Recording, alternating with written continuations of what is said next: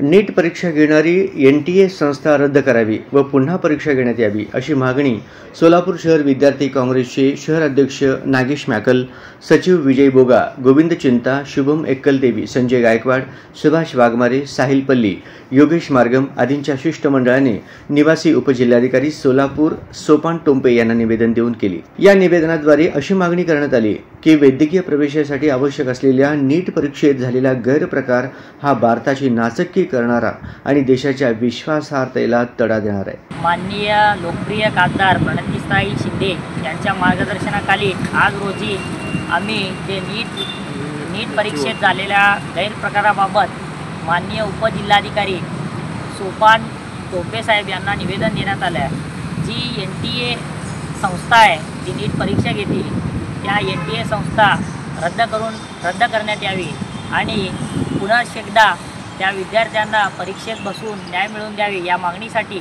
आम्ही आज रोजी निवेदन देण्यात आले। दिवस रात्र अभ्यास करून परीक्षेची तयारी करणाऱ्या लाखो विद्यार्थ्यांवर हा मोठा अन्याय करणार आहे। यास जबाबदार असणाऱ्या NTA संस्था रद्द करून पुन्हा परीक्षा द्यावी, दोषींची CBI मार्फत चौकशी करून कठोर कार्यवाही करावी आणि लाखो विद्यार्थ्यांना न्याय द्यावा।